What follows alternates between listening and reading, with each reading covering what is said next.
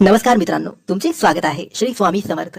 मित्रांनो, तुम्हाला माहितच असेल की सुपारीमध्ये श्री गणेशाचा वास असतो. जेव्हाही सत्यनारायणची पूजा असू द्या, लग्न असू द्या किंवा अन्य कोणते होम हवन किंवा कोणत्याही पूजा असतील, तिथे गणपतीचे स्वरूप म्हणून सुपाऱ्या सुद्धा ठेवल्या जातात आणि सुपाऱ्यांचे सुद्धा पूजन केले जाते. पण ही सुपारी खाण्याची सुपारी नसते, ही पूजेची सुपारी असते, जी आपल्याला पूजा सामग्रीच्या दुकानात आरामात मिळते.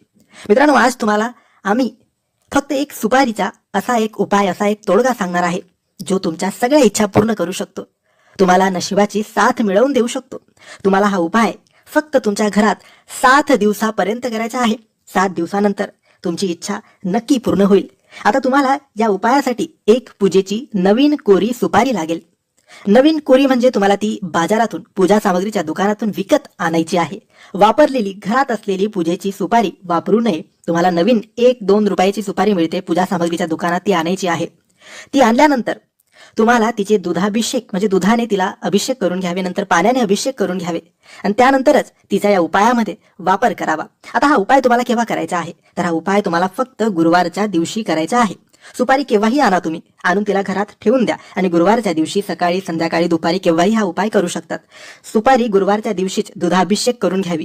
त्यानंतर ती सुपारी आपल्या देवघरात ठेवून द्यावी. कोणत्याही बाजूला, डाव्या हाताला, उजव्या हाताला, कुठेही ती सुपारी तुम्ही ठेवून द्यावी, जिथे तुम्हाला सोयीस्कर वाटेल तिथे. त्यानंतर 7 दिवस लगातार सकाळ संध्याकाळ हळदी कुंकू अक्षत टाकून त्या सुपारीचे पूजन करावे आणि अगरबत्ती आणि दिव्याने तिची आरती करावी, म्हणजे ओवाळावे.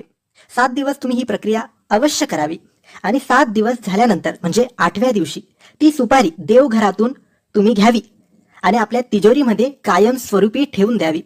तिजोरी, कपाट, जिथेही तुम्ही तुमचे दागदागिने, पैसा, महत्वाचे कागदपत्र ठेवत असाल, त्या ठिकाणी ती सुपारी कायम स्वरूपीसाठी ठेवून द्यावी. नंतर तिला कधीही स्पर्श करू नये, हात लावू नये. चुकून हात लागला तर काही हरकत नाही, पण तिला तिथून काढून बघू नये किंवा नेहमी काढत राहायचं नाही. तिला एकदा ठेवली म्हणजे ठेवली. मग तुम्ही ती तिजोरीमध्ये ठेवू शकता, दुकान असेल तर दुकानाच्या गल्ल्यात, ऑफिस असेल तर ऑफिसच्या मुख्य ठिकाणी तुम्ही ही सुपारी ठेवू शकतात.